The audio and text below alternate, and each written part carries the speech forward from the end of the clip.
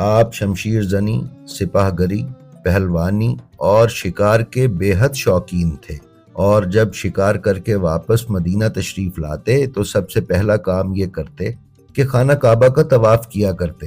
ایک دن ابو جہل رسول اللہ صلی اللہ علیہ وآلہ وسلم کے سامنے آیا اور رسول اکرم کی شان میں نازیبا الفاظ کہے۔